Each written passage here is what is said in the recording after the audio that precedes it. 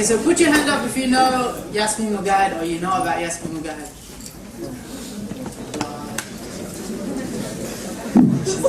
Okay. Alhamdulillah. So I'll just quickly, briefly introduce her to you, and then I'll hand over the mic. So Yasmin Mugahid has her BSc in psychology and her master's in journalism and mass communication. She graduated from the University of Wisconsin-Madison. She has studied under several Islamic scholars. She is known for her focus on relevant issues among the Muslim youth while preaching spirituality and its importance to modern day living. So, the moment you've been waiting for.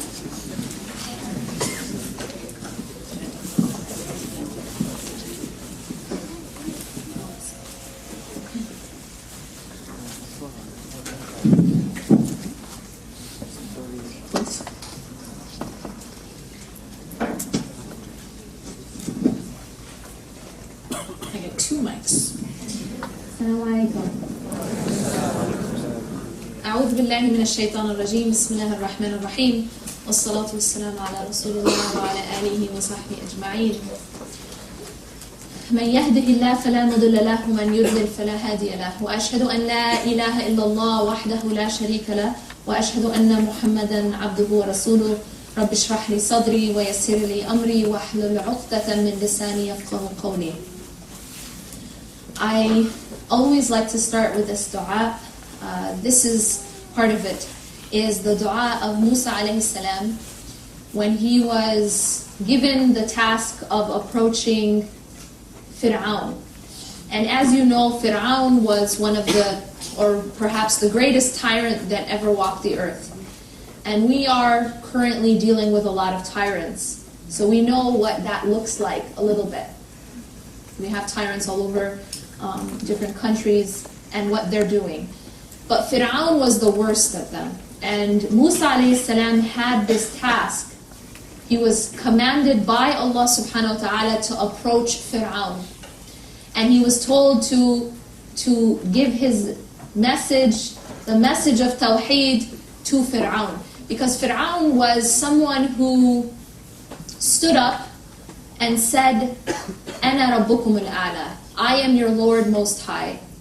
So he believed that he was in charge. Do we have some leaders who believe that same way right now? And we know what happened to Musa, we know what happened to Fir'aun. As you know the story, that he was destroyed, he was, the Red Sea closed on him. But Musa alayhi salam, before he was going to face Fir'aun, he makes this dua to Allah subhanahu wa ta'ala, Rabbi shrah li sadri, Oh Allah, expand my chest, وَيَسِّرْ لِي أَمْرِي, and make my matters easy for me, وَاحْلُلْ عُقْدَةً مِّن لِسَانِي يَفْقَهُ قَوْلِي, and take out the knot from my tongue so they can understand my words, from my speech. So I always like to begin with that dua, and I ask Allah subhanahu wa ta'ala to make whatever I say beneficial for you as well as for myself. Because we are all on this path to Allah subhanahu wa ta'ala and we're all struggling. Now, in talking about the heart, it's important first to understand what is the significance of the heart. Why should we talk about diseases of the heart? Why should we talk about purification of the heart without knowing the importance of the heart? The Prophet ﷺ tells us in one of the ahadith the importance of the heart. You know, a lot of us, we grow up and we've learned, there's this particular hadith that many of us have been taught as we grew, as we learned, and that's the hadith where the Prophet ﷺ says that halal is clear and haram is clear, and between them are the mutashabihat, right? The doubtful matters. Have you heard this hadith before? Many people have heard this hadith. And the hadith goes on to warn us against those doubtful matters. Because the person who spends a lot of time in that area of the doubtful matters will eventually, even inadvertently, accidentally end up in the haram. But a lot of times we end the hadith, or in teaching about the hadith, we stop there. I personally only very recently learned that the hadith doesn't end there. In fact, the hadith continues, and the Prophet ﷺ continues to say, إِنَّ فِي الْجَسَدِ مُضْغَةٍ, indeed in the body there's a lump of flesh. إِذَا صَلَحَتْ صَلَحَ الْجَسَدُ كُلُّهُ. If it is set right, then the entire body is set right. وَإِذَا فَسَدَتْ فَسَدَ الْجَسَدُ كُلُّهُ. And if it is corrupted, the entire body is corrupted. أَلَا وَهِيَ الْقَلْبِ. Indeed, it is the heart. Now it's interesting, first of all, there is so much to learn from these words.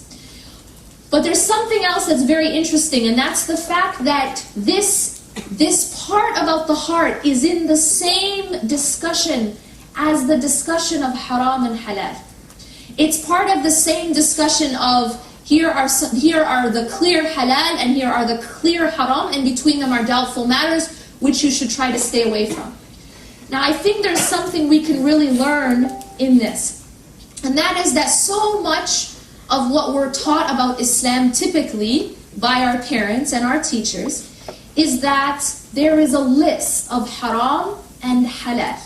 There is a list of do's and don'ts, and somehow Islam has been, kind of boiled down to just a list of harams and halals, a list of do's and don'ts. And we have lost the heart. We have lost really, where's the driving force? And so often we have youth, they grow up with this type of mentality, this type of teaching of Islam. This is haram, and if you do it, you're going to go to hell. That's how we're taught about Islam. This is how we teach our children about Islam. And even if, as you go to your, sometimes Islamic schools, this and that, a lot of times there's this heavy emphasis on the punishment of Allah. There's this heavy emphasis on fear, heavy emphasis on haram. And so what ends up happening a lot of the time is that youth grow up and they just rebel. Their idea is, it's kind of like if you teach your children that there is, that as the moment that they slip, there's someone who's just waiting to just grab them and throw them into hell, then those children are not very likely to want to grow up and have a very close relationship with that entity that you have taught them is just waiting for them to slip up so they can go to hell. So a lot of times there's almost like an avoidance that happens, that you want to avoid God. Because you've been taught, in your mind, in the way that you've been taught about God, it wasn't an emphasis on His mercy, was it? It was an emphasis on His wrath, an emphasis on hellfire, and an emphasis on haram and halal. The problem with that way of teaching is, first of all, it does not reflect what Allah says about Himself. Because Allah says, my mercy supersedes my wrath, in the Hadith Qudsi. Allah subhanahu wa ta'ala, when He describes Himself, He describes that the most, when we look at the attributes of God, we find that the most emphasized attribute of God is His mercy and His forgiveness. But this is not how we teach about God. This is not how we're teaching about Islam. And as a result, what we're doing is we've kind of started to go about Islam from the outside in, instead of from the inside out. We teach about rules. We teach about haram and we teach about halal. This is why when someone converts, the first thing they're told is now you need to change your name and stop celebrating Valentine's Day. Like that's top of the list.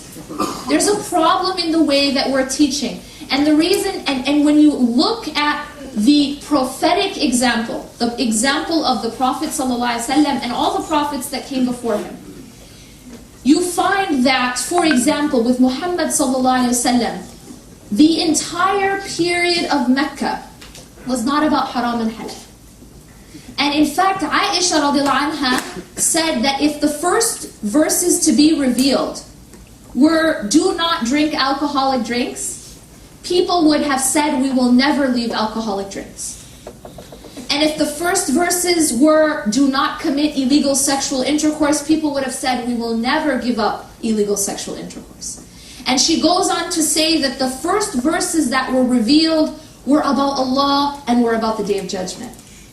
And the reason for that is once you build a foundation in the love of God, And therefore the fear of God, because fear is born out of love. How is fear born out of love? Well, think about the person in your life who you love most. Bring to mind the person in your life who you love most. Now imagine for a moment that that person tells you, I don't want to have anything to do with you.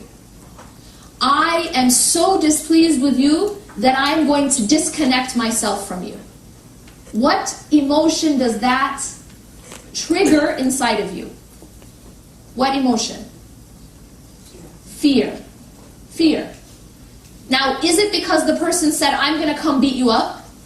Or is it because the person said, I'm going to come and throw you in a big, giant pit of fire? No, they didn't need to threaten you that way.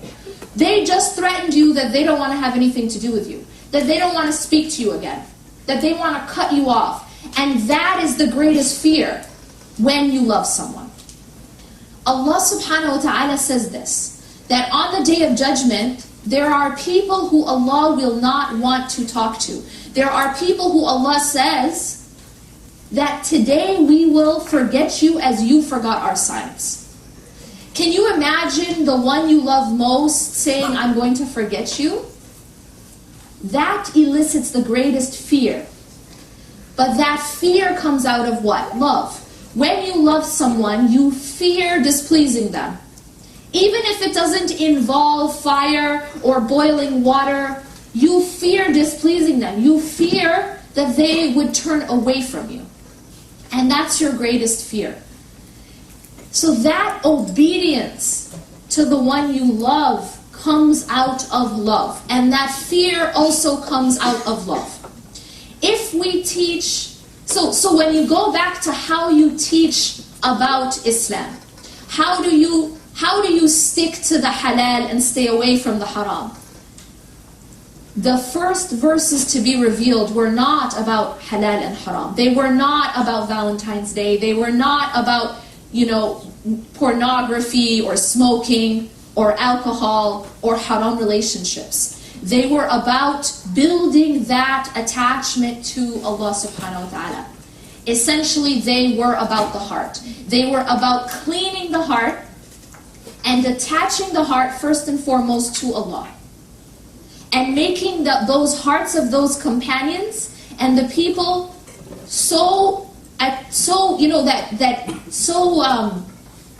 connected to Allah that later on, when the commandment came forbidding alcohol, you know what the people did? This spilled it, right? When the commandment came to wear hijab, they were just tearing off any kind of fabric to cover themselves. How does that happen? How does that type of obedience happen? Sami'na wa ata'na. We hear and we obey.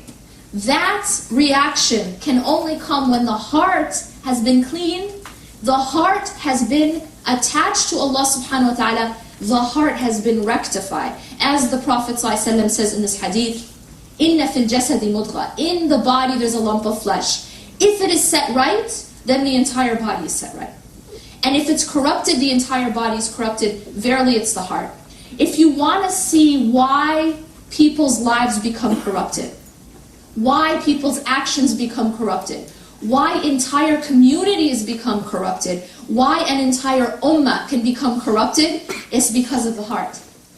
This is what the Prophet ﷺ is telling us.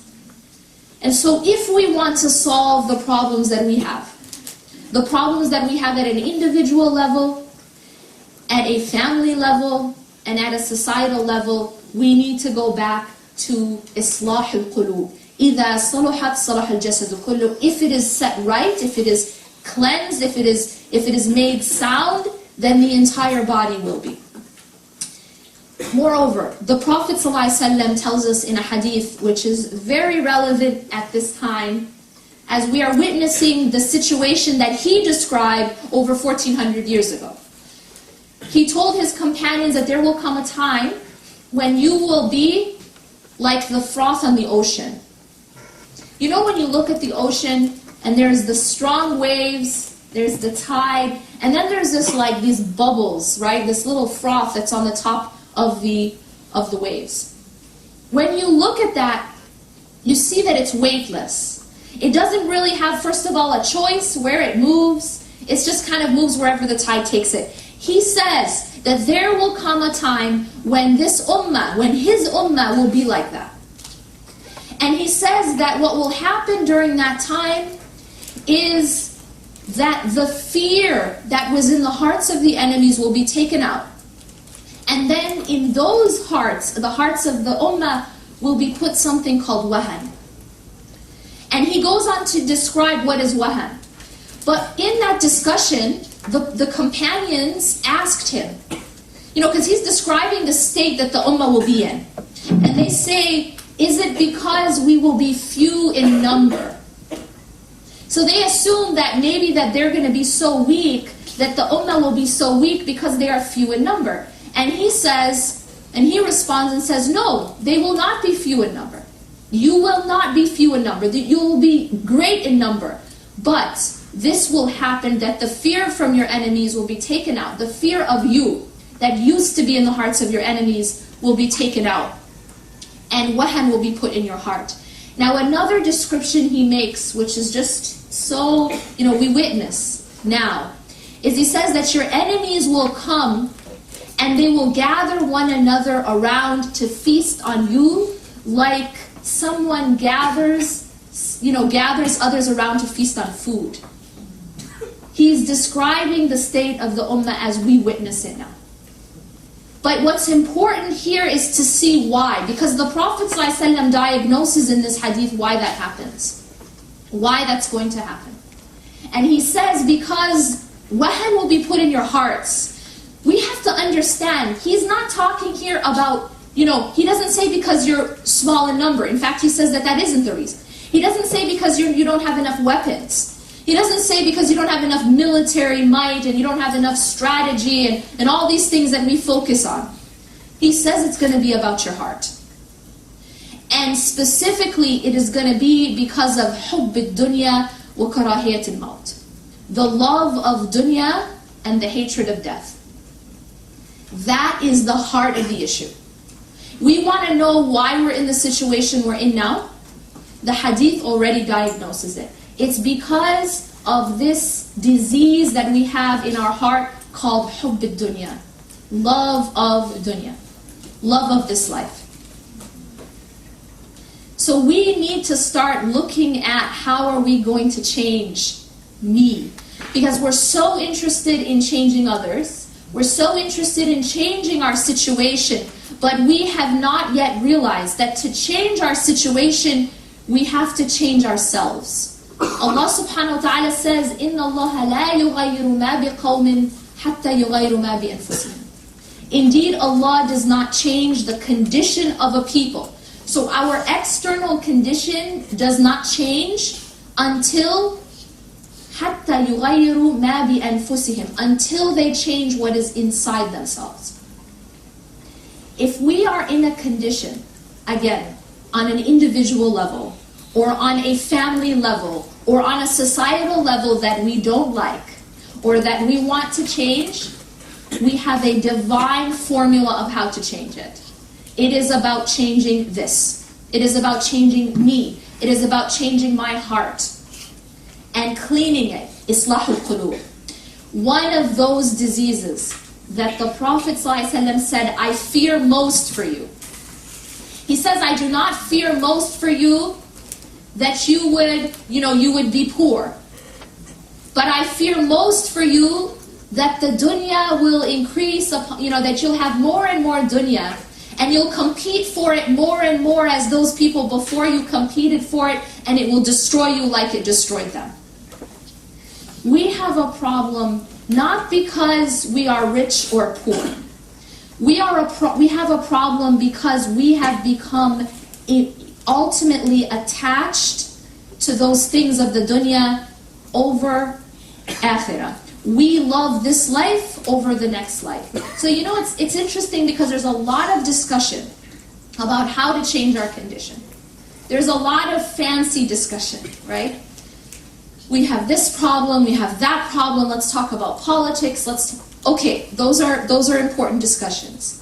But we need to get to the heart of it, as it was diagnosed by the Prophet ﷺ. Hubb ad-dunya. What is hubb al-dunya? What is the love of this life? This disease that the Prophet ﷺ is warning us against. Well, one thing is that oftentimes the definition of hubb al-dunya has been very sort of narrow.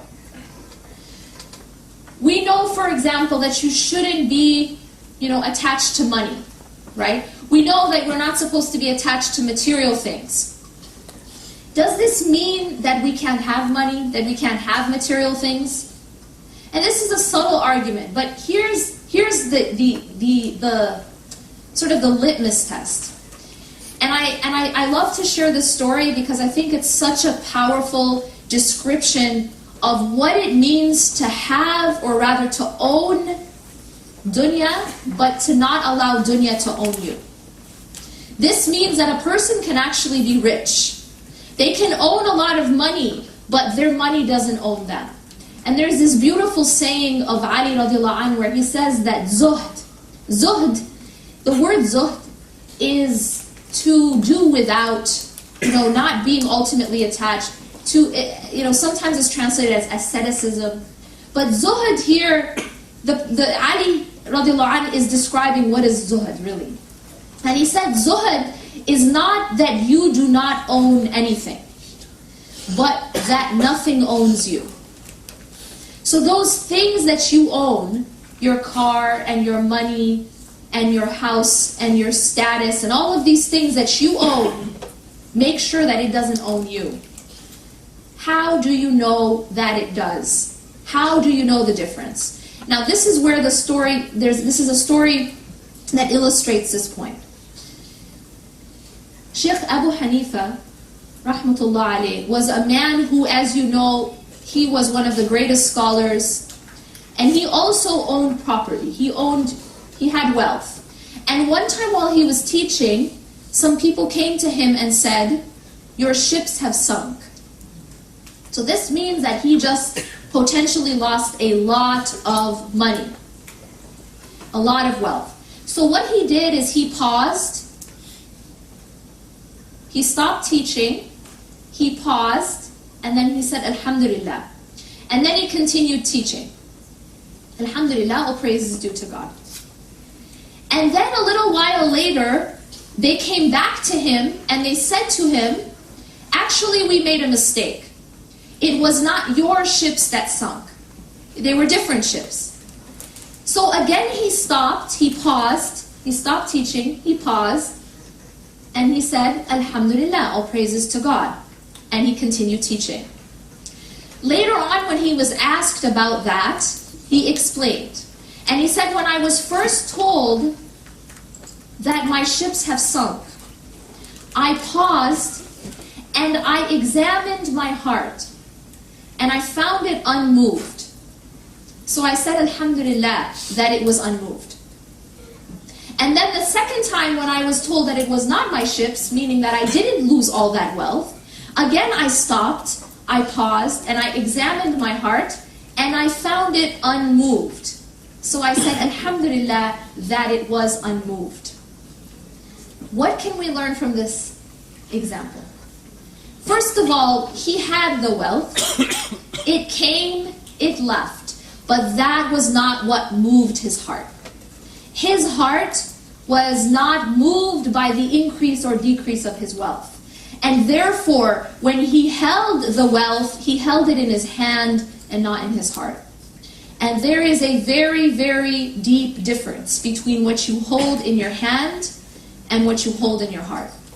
Because what you hold in your hand is something that you may enjoy, something you may love even, but ultimately, if it is taken away, that's not the end of the world. You are able to give it, you are able to take, but it doesn't own you. What is held in the heart, this is the problem. Because what is held in the heart is what you are ultimately at the deepest level attached to, and you cannot live without. That's why scholars, of the heart chased out of the city. Now in that state, in that case it was having a lot of children, a lot of sons. This was sort of a sign of power. But on that day, none of these things will help you. You won't be able to be helped by your money. You won't be able to be helped by your supporters. إِلَّا مَنْ أَتَى اللَّهَ بِقَلْبٍ سَلِيمٍ.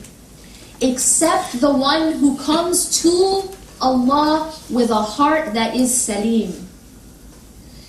So we see here that when describing the Day of Judgment in the Quran, Allah says that it's the day, well, first of all, everyone is returned to Him, and it's the day when nothing will help anyone, of wealth and of children. Those things that may help us in this life will not help you on that day.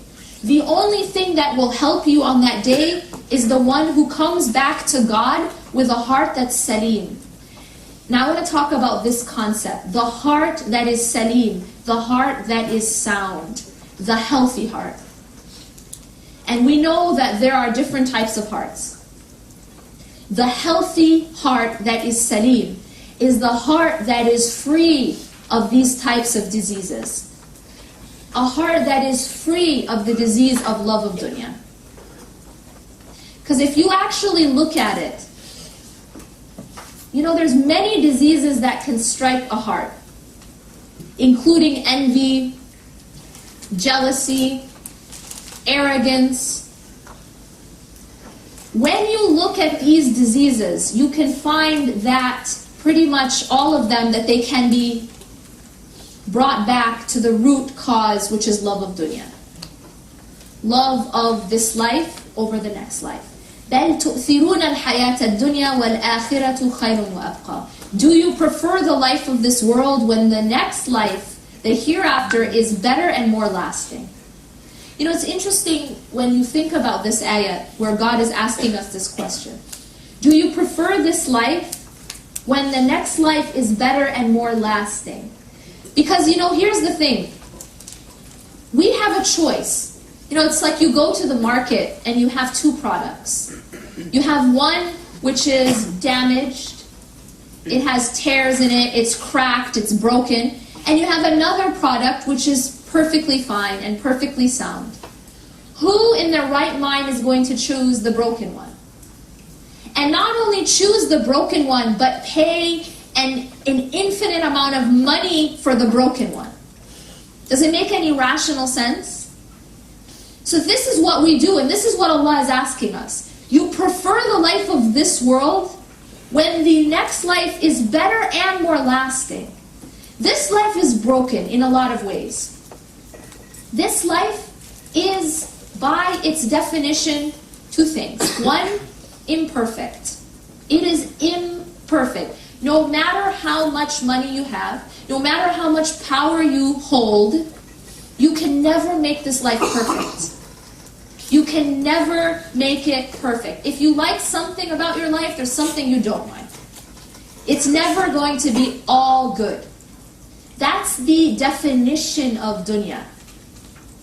So it is imperfect. Whereas the hereafter, Jannah specifically, is perfect. Khayrun. It is better in quality.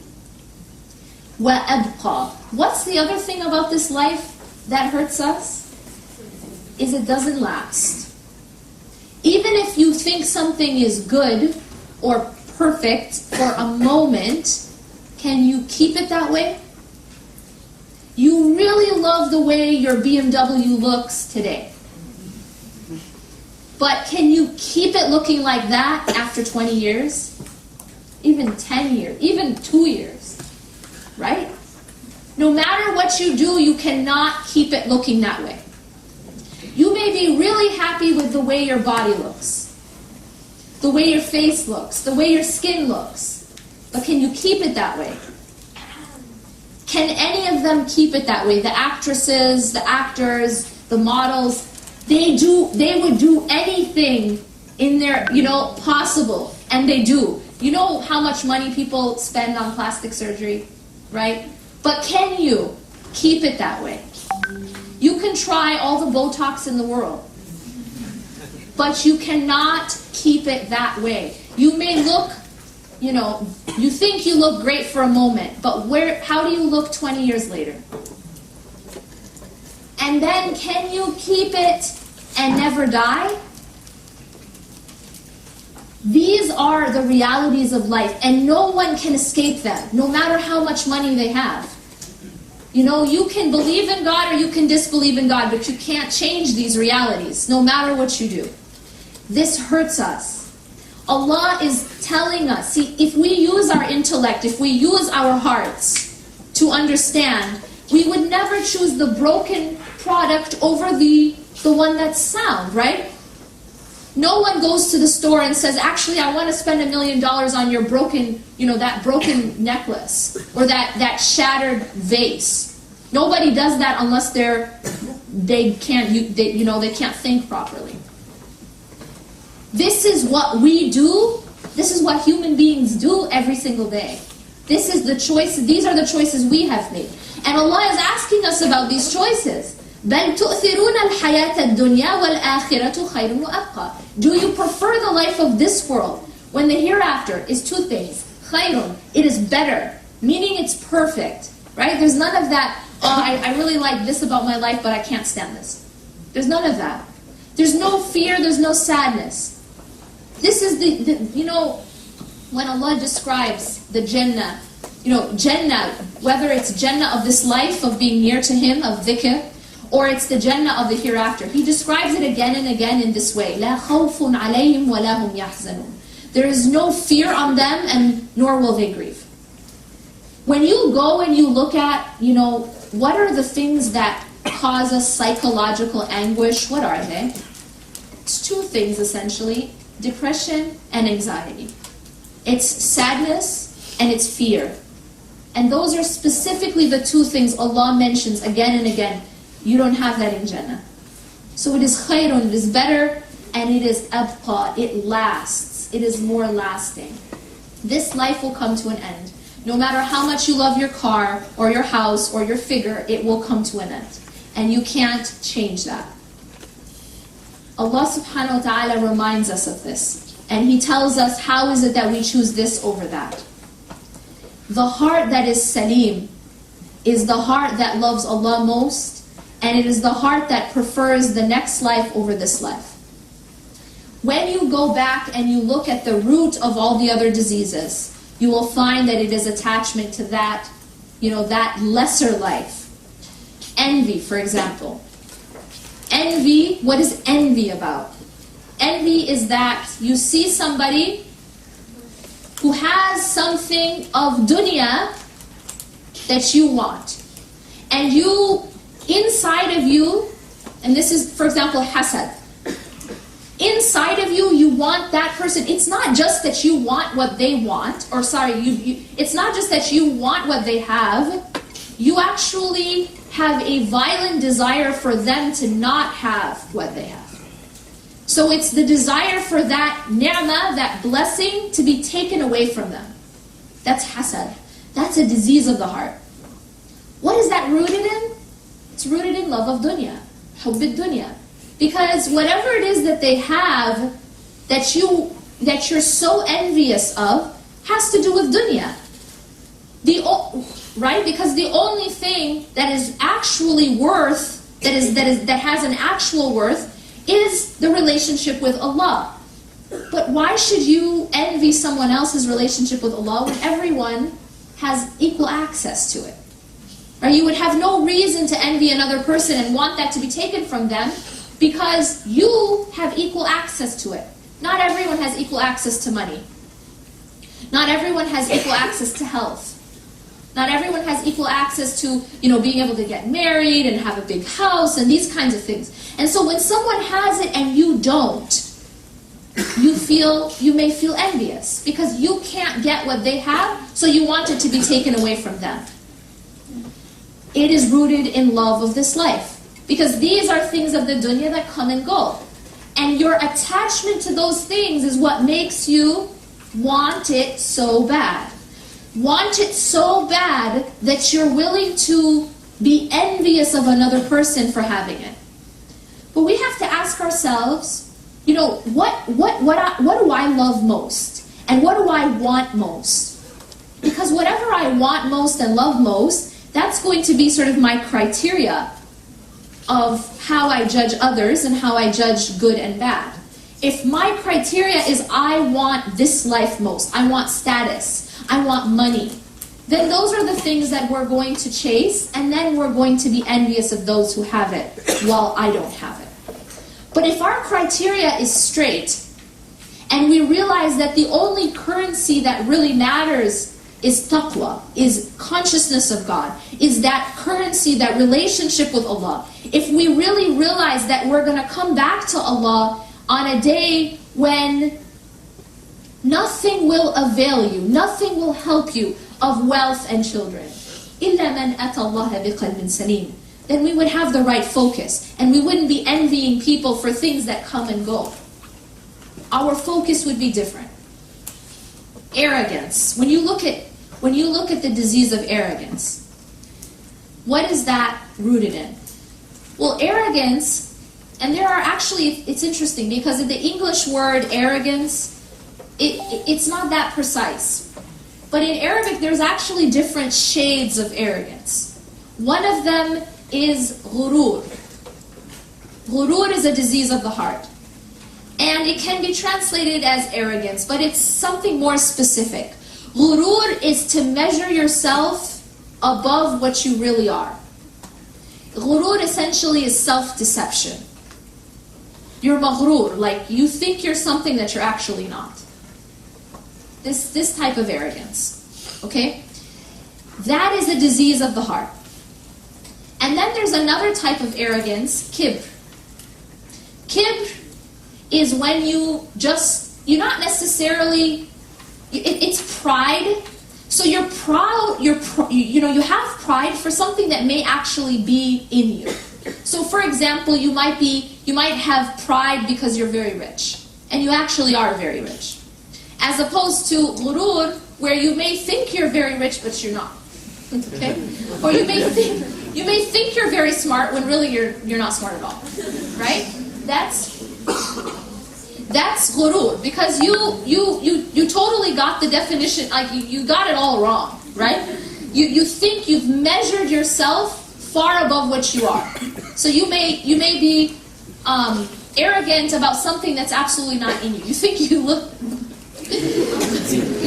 really good, but you know maybe that's not really true. And the idea here is that, of course, beauty's in the eye of the beholder. But the idea is that it's not an accurate estimation of yourself. Whereas kibr, it may be something that actually is true. You may have pride about your intelligence, and you really are intelligent. Allah subhanahu wa ta'ala made you intelligent, and it's a test for you. And instead of being grateful, you're proud. And we have an example of this in the Quran during the time of Musa alayhi salam. There was a man named Qarun. And Qarun, Allah describes him in Surah Al-Qasas as having so much wealth and property that even the keys to his property was property. The keys to his wealth was wealth. This is how Allah describes it. That's how much he owned. And he used to go out, just like, we see with celebrities and this and that, the red carpet. He had like the red carpet situation, where he would walk out and he would show off what he had. And you had the people sitting around, standing around like, wow. Just like we have now, right? And people would be like, wow, I wish I had what he had.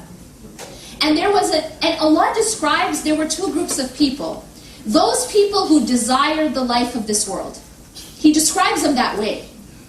They desired the life of this world. Those were the ones who were like, wow. Because that's what they see as wow, right? It's the currency of dunya. So they were like, we wish we had what he has. And then Allah describes that there were another group of people who actually had knowledge. And they used to advise Qarun, like they would advise him to be grateful, to be humble. And you know what his response was? I got it, like everything he had, I got it from a knowledge in me. He took credit for it. So Qarun, what he was given, yes, he was rich. It's true, Allah says he was rich. Yes, he did have those things. It may be true that what is making you arrogant may be true, But instead of being grateful to God for it, instead of being grateful and humble, it's making you arrogant. This is like the example of Qarun. And you know, subhanAllah, you see this even in the very first example that we have, and that's the example of shaitan. What was the issue with shaitan, with Iblis? The issue with him is that he didn't want to bow down to Adam alayhi salam because he said, I'm better than him.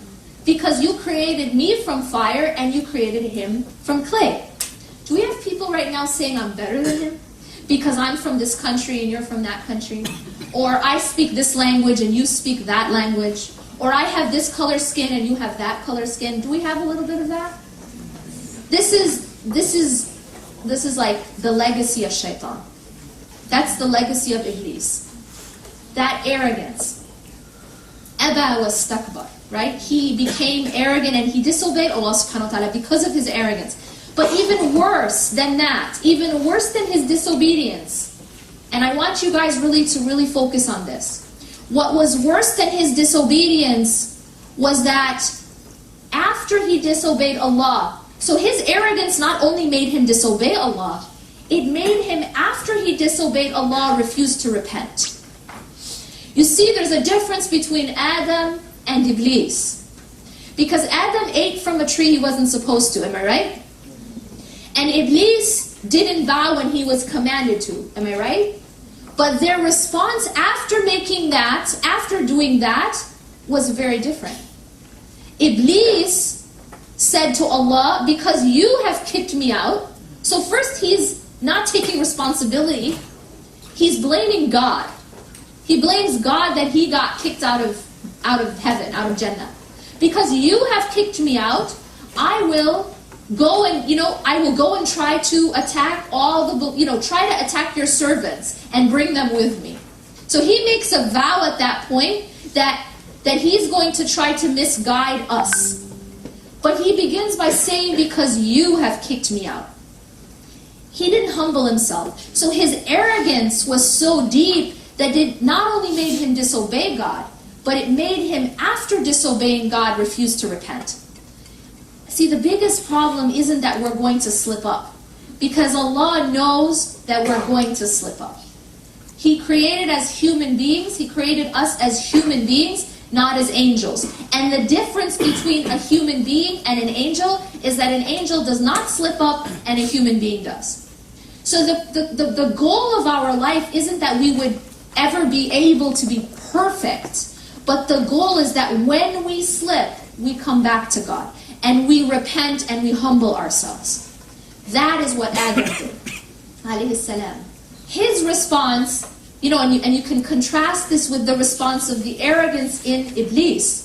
رَبَّنَا ظَلَمْنَا أَنفُسَنَا وَإِن لَمْ تَغْفِرْ لَنَا وَتَرْحَمْنَا لَنَكُونَنَّ مِنَ الْخَاسِرِينَ. Look at his attitude. Oh Allah, we have wronged our own selves. Rabbana, oh our Lord, we have wronged our own selves. And if you do not forgive us and have mercy on us, we will indeed be among the losers. Do you see the difference? The humility of Adam alayhi salam, even though he did something he wasn't supposed to. But he had humility and he returned to Allah. And he repented. Whereas Iblis, the arrogance that he had, prevented him from Allah. So we have to be very careful about this disease. We have to be very careful about the disease of arrogance, because it was that disease that made Iblis leave Jannah and be, sent to Jahannam forever. Then you have another type of arrogance. And that is the type where not only do you see and you're proud of yourself about something that may be accurate, but you look down on others as well. And the Prophet ﷺ described, or rather warned us, that no one will enter Jannah with even a mustard seed of arrogance in their heart. Until, and just imagine this, until a camel, now think about the size of a camel, and think about a needle. Take that needle and think about that little eye of the needle where you put the thread. He says that a person who has even a mustard seed of arrogance in his heart will not enter paradise until that camel goes into the eye of the needle. Just the extent of the impossibility.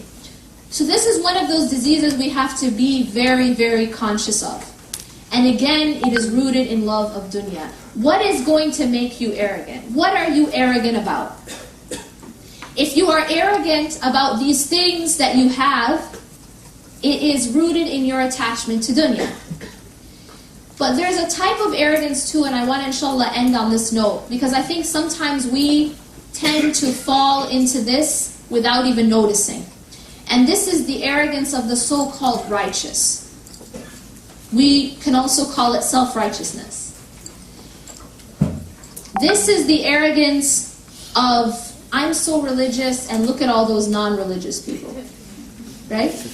And I'm better than that person because I do this, this, and this, and look at them, they don't even do this, this, or that. What's the problem with that? The problem with that is the disease that is causing this is worse than whatever it is that they may be doing. The fact that you feel like you're better than them is in and of itself a disease that the Prophet ﷺ described as barring you from Jannah. And maybe that whatever sin they are doing may be forgiven by God. But the sin of your arrogance may not be.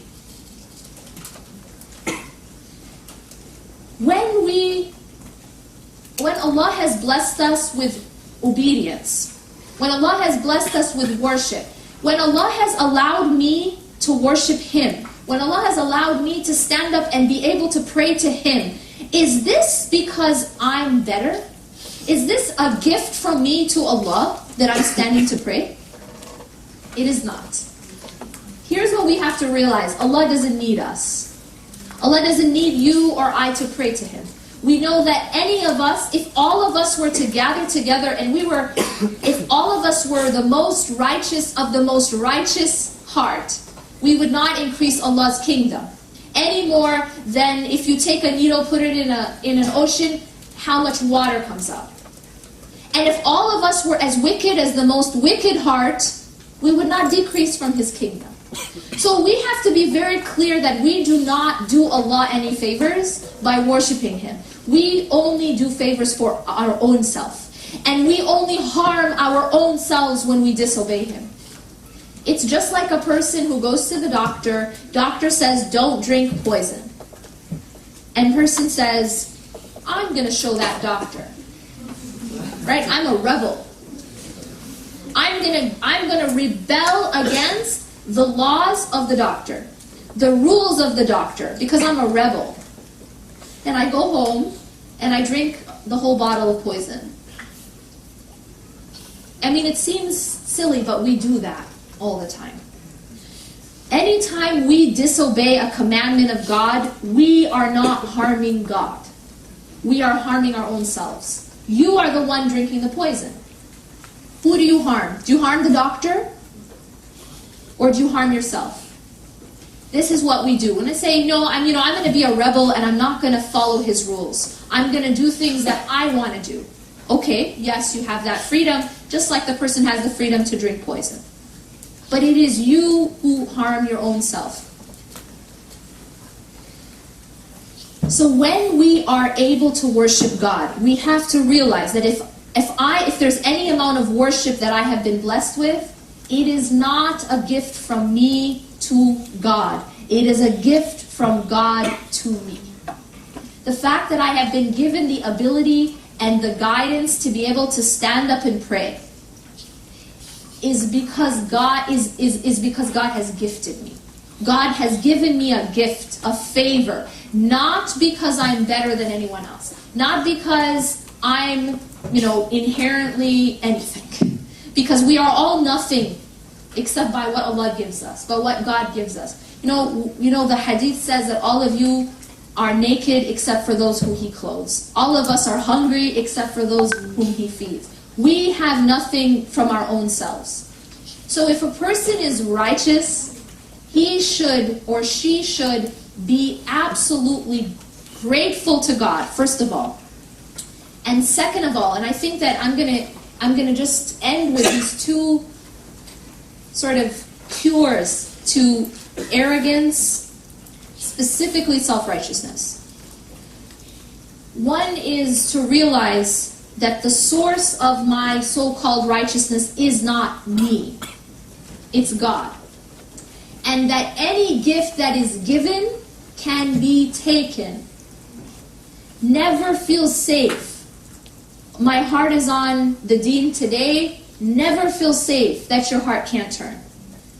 The Prophet himself, sallallahu alaihi wasallam, the dua that he used to say, the supplication he used to say most often is, Ya muqallib al-qulub, thabbit qulubana ala dinik. O turner of hearts. And the word heart, qalb, comes from the root that means to turn.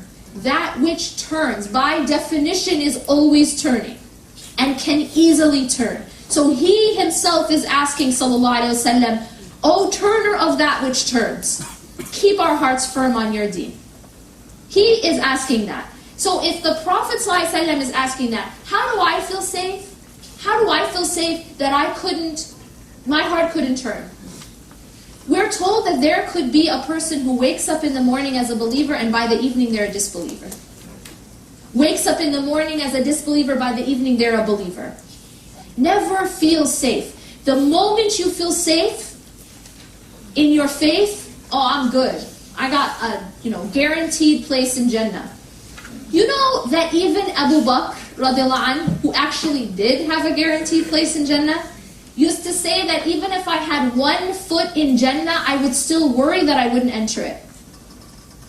And Umar radiallahu anhu, who said, if I were told that every single person went to Jannah except for one would go to Jahannam, I would still fear that it was me. And these are the people who actually were promised Jannah. And he said that if every single person was going to go to hellfire except for one who was going to go to Jannah, I would hope that it was me. This is fear and hope. This is how we have to be. We don't lose hope when we mess up, because the mercy of Allah subhanahu wa ta'ala is always there. But at the same time, we don't become arrogant or complacent thinking that I'm safe. Because none of us are safe, except by the mercy of Allah in keeping us firm. And then lastly, second, if you ever start to feel arrogant about your worship, all you have to do is compare yourself to those others who are also worshiping Allah. And I'm not talking about comparing yourself, oh, she doesn't even wear hijab and I wear hijab, right? No, I'm not talking about that. I'm talking about, look at the others who are also worshiping Allah. For example, you know that there are angels who, from the beginning of time until the end of time, do nothing but be in sajda, in prostration. Can you compete with that? You're like, your 5-minute salah. like how much time you spent in sajda. Angel, right? Angel. From the beginning of time until the end of time, just in prostration to God. And when they are, when time is done and they come up, and God says to them, or they say to God, we have not worshipped you enough. And we think we've worshipped Him enough. There are angels who are from the beginning of time until the end of time, just in ruku', bowing to God. And when they are, time is over and they say, we have not worshipped you enough. How can we possibly feel that we have worshipped Him enough? وَمَا قَدْرُ اللَّهَ حَقَّ قَدْرِهِ. We have not estimated or measured Allah His due measure, His due estimation. We think we know who God is, but we really don't. And there's no way for us to fully measure Him. So whatever amount we worship Him, it will never be enough, because He is worthy of so much more. He is worthy of something infinite, and we can't provide that. This is why we ask for His mercy. Because we know that we are deficient, and He knows that we are deficient, and He forgives that. But never be arrogant. Never be arrogant. Don't think that you're good, right? I'm something special. But never lose hope either. We have to be those people who are between fear and hope. We don't feel proud, but we also don't despair. Because Allah also says, قُلْ يَا عِبَادِي الَّذِينَ أَصْرَفُوا عَلَىٰ أَنفُسِهِمْ لَا تَقْنَطُوا مِنْ رَحْمَةِ اللَّهِ. Say, O my servants, my slaves, who have transgressed against your own selves by sinning, who have drank that poison. لَا تَقْنَطُوا مِنْ رَحْمَةِ اللَّهِ. Never despair in the mercy of Allah. We are all outside of Allah subhanahu wa ta'ala's door begging for Him to open. And we all have something that we're offering Him. But imagine, this scenario as if someone, you're standing in front of the door of a king. And you have all these people kind of competing together with something to offer the king. So you have some people who are standing there and they're holding jewels. Others who are standing and holding gold. Others who are standing and holding silver. And then there's some who are standing and holding just small broken pieces of pottery. And you're waiting and hoping that the king will open. Think about who we're competing with. We are with the prophets standing outside the door of Allah subhanahu wa ta'ala. We are with the angels.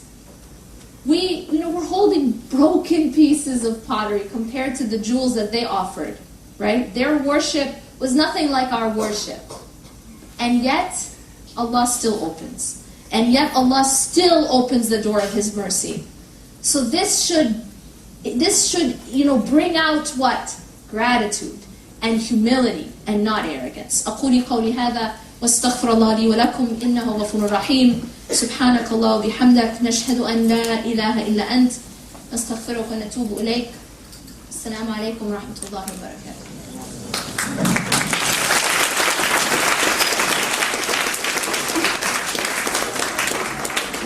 I was just going to say, carry on some stuff. We'll stop for 10 minutes. We'll have question and answer session. Just give me 1 second.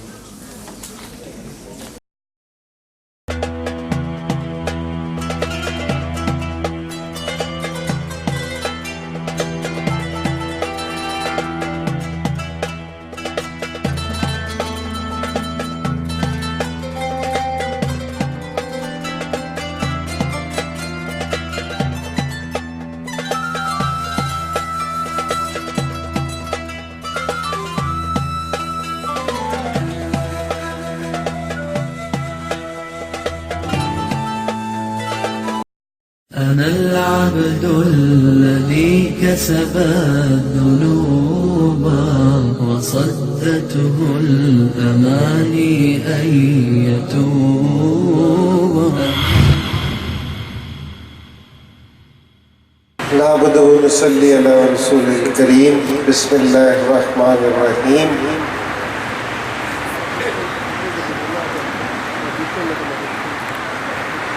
اللہ نے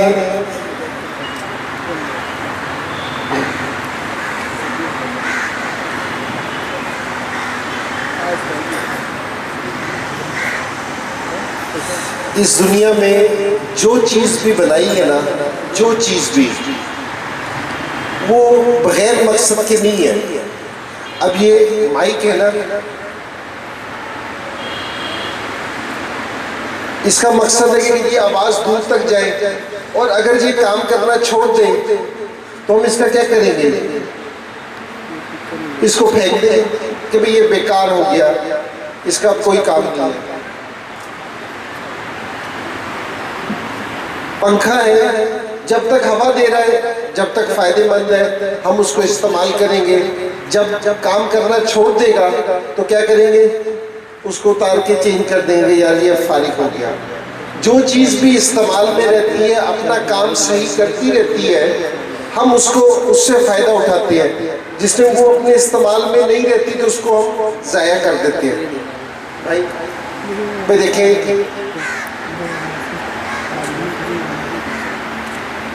اللہ اور اللہ کے رسول کی بات ہے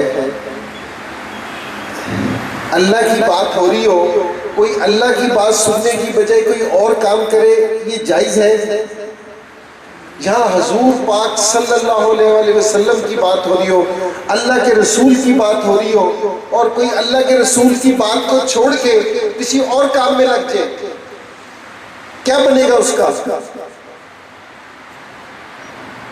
तो भाई थोड़ी देर के लिए सिर्फ इन सारे काम छोड़ के सिर्फ ये अल्लाह और अल्लाह के रसूल की बात सुन लें। हम सारे कहने वाले भी सुनने वाले भी सब हम मोहताज हैं, सब हम जरूरतमंद हैं। अल्लाह कुरान में कह रही है जो नेक है, जो कुछ है, सारे मेरे से माफी मांग ले, इस्तगफार कर ले। तो भाई यहाँ हम जिस नीयत से बात सुनेंगे, अगर कोई ये है ना कि जी मैं सिर्फ सुन के चला जाऊंगा, तो बस वो फिर सुन के चला जाएगा। जो इस नीयत से बैठेगा, मैं इस नीयत से बोल रहा हूँ यहाँ खड़ा होके कि जो मैं कहूँ अल्लाह वो मेरी जिंदगी में भी ले आए, मुझे उस पर अमल करने वाला बना दे। इंशाल्लाह जो इस नीयत से यहाँ बैठेगा, अल्लाह उसको अमल करने की तौफीक अता फरमाएंगे। तो भाई यहाँ सारे इस नीयत से बैठे कि भाई जो अल्लाह और अल्लाह के रसूल की बात सुनेंगे, अल्लाह करे ये हमारी ज़िंदगी में आ जाए, ठीक है ना। ये तस्वीरें बनाना, ये करना, ये भाई मुनासिब चीज़ नहीं है। तो भाई अल्लाह ने सारी चीज़ों को मकसद के हिसाब से बनाया है, कोई भी चीज़ बगैर मकसद के नहीं है। आप अपने घर में भी कोई चीज़ बगैर मकसद के नहीं रखते। और जिस अल्लाह ने इस सारी कायनात को जिस चीज के लिए बनाया है, ये सारी चीजें इस कायनात में किसके लिए है? इंसान के लिए, ठीक है ना। और जिसके लिए ये सारी चीजें बनाई हैं, उसको क्या बगैर मकसद के पैदा कर दिया कि इसका कोई काम नहीं है, ये बगैर मकसद की अपनी जिंदगी गुजारेगा, ठीक है जी, यहाँ खाएगा, पिएगा, कमाएगा, घर बनाएगा, गाड़ी लेगा और फिर वापसी चला जाएगा। इसलिए बनाया अल्लाह ने। आप इस पंजाब यूनिवर्सिटी में आए हैं, कोई किसी डिपार्टमेंट में गया होगा, कोई किसी डिपार्टमेंट में मकसद होगा ना कि जी मैंने ये बनना है, मैंने ये बनना है। छोटी सी भी जगह भी जाते हैं ना, किसी शहर में भी कहीं एक दिन के लिए भी जाते हैं, तो हमारा मकसद होता है पीछे। और यहाँ हम पता नहीं अल्लाह कितने साल के लिए अल्लाह ने भेज दिया, इस दुनिया में है, तो इसका कोई मकसद नहीं होगा। तो भाई हर एक इंसान का मकसद है। और हम क्या है, अल्हम्दुलिल्लाह अल्लाह ने हमें मुसलमान पैदा किया है। ईमान से अगर हम सारी जिंदगी इस चीज़ का शुक्र अदा करते रहे ना कि अल्लाह ने हमें मुसलमान पैदा किया है, सिर्फ एक इस चीज़ का शुक्र अदा करते रहे, तो सारी जिंदगी ये अल्लाह का शुक्र अदा नहीं कर सकते, पहला। और अगर दूसरा शुक्र कि हुजूर पाक सल्लल्लाहु अलैहि वसल्लम की उम्मत में पैदा कर दिया, इसका शुक्र सारी जिंदगी अदा नहीं कर सकते।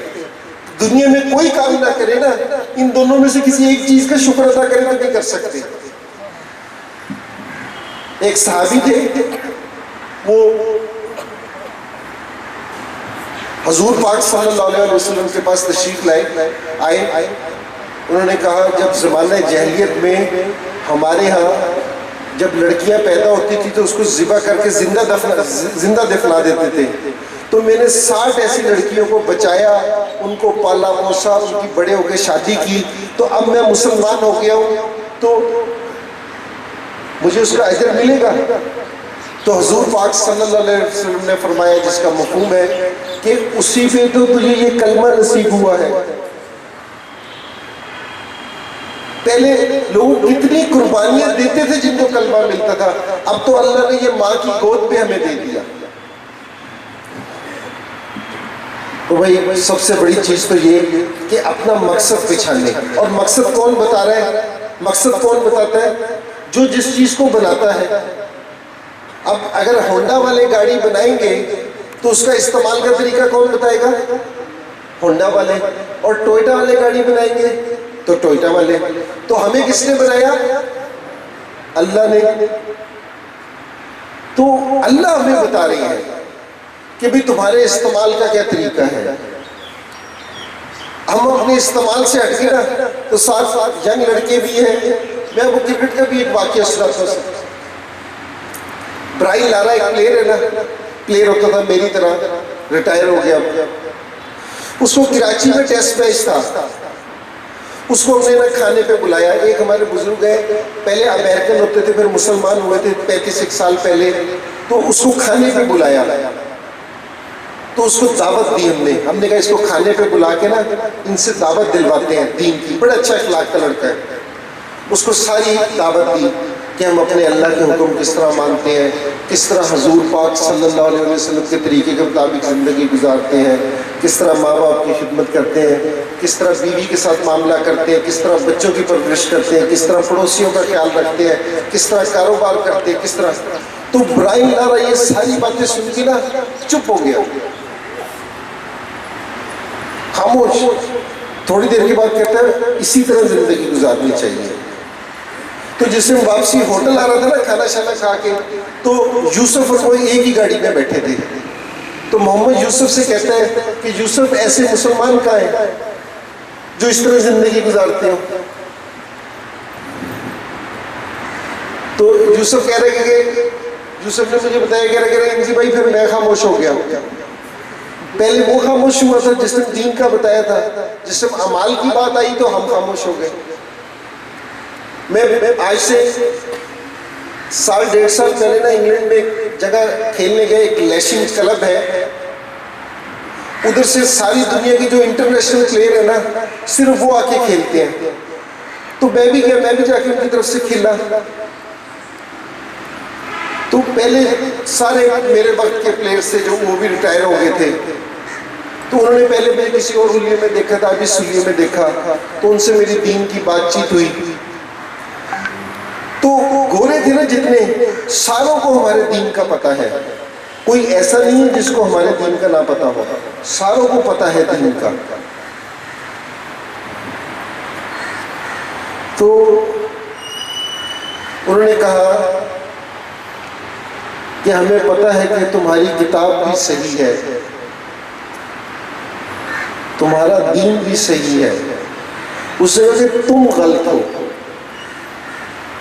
कि जो तुम्हारी किताब और दीन कहता है उस पर तुम खुद अमल नहीं करते। आज हम अगर अपनी जिंदगी देखें तो आज हम अपने दीन पे खुद अमल नहीं करते। हमारी खुद जिंदगी में दीन नहीं है।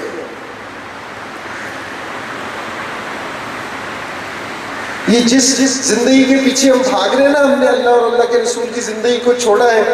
वर्ल्ड लेवल का मैच हो रहा था, रात के टाइम मैच होता था, हमारे 5 से 6 क्रिकेटर पढ़ते थे, खेल रहे थे मैच, और रात को मगरिब की और इशा की नमाज उधर पढ़ते थे। जिस टाइम अजान दे के नमाज करते थे ना, 2 प्लेयर थे, मुरलीधरन और फ्लेमिंग, स्टीवन फ्लेमिंग न्यूजीलैंड का कप्तान होता था। इन्होंने उनसे पूछा कि भाई ये तुम क्या करते हो? उससे बताया कि हम अपने अल्लाह की इबादत करते हैं, नमाज पढ़ते हैं इस तरह। उसने कहा कि मुझे बहुत पसंद आया, बहुत अच्छा लगता है कि आप लोग इस तरह करते हैं। मुरली ने कहा कि मैं अगली दफा करीब बैठ के देख लूं। हमने कहा कि जरूर देखो करीब बैठ के। तो उसके बाद हमारे लड़के ने पूछा उससे कि भाई तुम किस चीज को फॉलो करते हो? उससे कहा कुछ भी नहीं पता है, हम इसी तरह ही जिंदगी गुजार रहे हैं। हम जिनको फॉलो करने की कोशिश कर रहे हैं ना, उनको उनके पास कुछ है ही नहीं। हमारे पास जिंदगी है, अल्लाह के रसूल की जिंदगी हमारे पास है, हमने उसे छोड़ दिया ईमान से। अल्लाह खुद कह रहे हैं, अल्लाह खुद कह रहे हैं कि मेरी नजर में वो कामयाब है जिसकी जिंदगी में हुजूर पाक सल्लल्लाहु अलैहि वसल्लम के तरीके होंगे। अब मैं थोड़ी सी, मुसलमान जिसमें कलमा पढ़ते हैं ना, कलमा पढ़ता है तो साथ इकरार करता है एक चीज का कि मुझे आखिरत के दिन पे यकीन है, मुझे अल्लाह की किताबों पे यकीन है, रसूलों पे यकीन है, जन्नत पे, दोज़ख पे यकीन है ना? हमारा यकीन इस चीज का है या नहीं है? है ना? तो इसका क्या मतलब है कि हमने मरने के बाद किसी के पास जाना है, हमने इस जिंदगी का जवाब देना है। हमने यहाँ इसी तरह नहीं जिंदगी गुजार के चली जानी क्योंकि हमारे से कोई पूछेगा नहीं। हमारा ये यकीन है कि जिस टाइम हम इस दुनिया से जाएंगे, हजरत अली रज़ी अल्लाह का कौल है जिन्होंने फरमाया कि मरने के बाद आंख खुलेगी। ये ख्वाब की जिंदगी है, जो ये गुजार रहे हैं ना, ये ख्वाब है, असल जिंदगी ये नहीं है। मरने के बाद मुसलमान की असल जिंदगी शुरू होगी। और जिस जिंदगी को हम इतना बड़ा समझ रहे हैं, इतना बड़ा समझ रहे हैं, जिसके पीछे हमारी सारी सलाहियतें, सारी कुव्वतें, सारी एनर्जी जिस जिंदगी के पीछे लग रही है, क़यामत के दिन के मुकाबले में क़यामत का एक दिन 50,000 साल का है, 50,000 साल का। उसके मुकाबले में ये हमारी 60 से 70 साल की जिंदगी 2 से 3 मिनट की जिंदगी बनती है, सिर्फ क़यामत के एक दिन के मुकाबले में। उसके पीछे हमारी ये सारी सलाहियतें लग रही हैं। अब सोचें, यहां किसी का 1 साल रिजल्ट अच्छा ना आया, फेल ना आया, फेल हो गया, उसको कितना एक दुख होता है, कितना एक दुख होगा उसको, मेरा 1 साल जाया हो गया। और खुदा ना खास्ता वहां किसी का माल नामा उल्टे हाथ में आ गया तो उसका क्या बनेगा। मैं 2007 में जिसमें वर्ल्ड कप में कप्तान था ना, तो हार गए वर्ल्ड कप, तो मैं वापसी आया तो परेशान भी था, क्रिकेट से भी, वनडे क्रिकेट से रिटायरमेंट दी थी मैंने। तो मैं बुजुर्ग के पास गया, उनसे मैंने कहा कि जी नाकाम हो गया, ये हो गया। उन्होंने मुझे एक बात बताई, उसने कहा कि अल्लाह कुरान में कह रहे हैं कि मैंने दी इस दुनिया में ना कामयाबी ना नाकामी कुछ रखी नहीं। अल्लाह कुरान में बता रहे हैं, हम इसी तरह नाकामी और कामयाबी का शोर मचाए जा रहे हैं। इस दुनिया में कोई कामयाबी और नाकामी नहीं है। कामयाबी किसको कहती है? जिसके बाद फिर कभी नाकामी ना हो, उसको कामयाबी कहती है। एक दिन 100 किया, दूसरे दिन नाकाम। आज प्राइम मिनिस्टर है, कल नहीं है। आज सदर है, कल नहीं है। आज ही सौदे पे नहीं है, तो इसको कामयाबी थोड़ी कहती है। नहीं, कामयाबी जब एक दफा कामयाब हो गया, जिसका कुरान का बता रहा हूं, जिसको दाएं हाथ में अमालनामा मिलेगा ना, सच्चे हाथ में, वो एक नारा मारेगा जोर से। जिस तरह यहाँ कोई वर्ल्ड कप जीत जाए, कोई जीत जाए, तो वो नारे मार देना, वो फिर एक नारा मारेगा कि मैं कामयाब हो गया, फिर कभी नाकामी नहीं आएगी। वो है असल कामयाबी। तो भाई, तो हमारा ये यकीन है कि वो वाला दिन आना है। हम सारे अभी कोई 10-12 दिन पहले 8 तारीख को मेरे ससुर की डेथ हुई, और कोई 4 से 4.5 महीने पहले मेरे वालिद साहब की डेथ हुई थी। तो जिससे मेरे वालिद साहब की डेथ हुई, तो एक मौलवी साहब से थोड़ी सी चीज़ शेयर कर रहा हूँ आपके साथ। दोस्ती है मेरे, जिससे दफना दिया, कब्र पे मिट्टी वगैरह डाल दी, तो उसके बाद उन्होंने कब्र पे खड़े होकर एक फिक्रा कहा।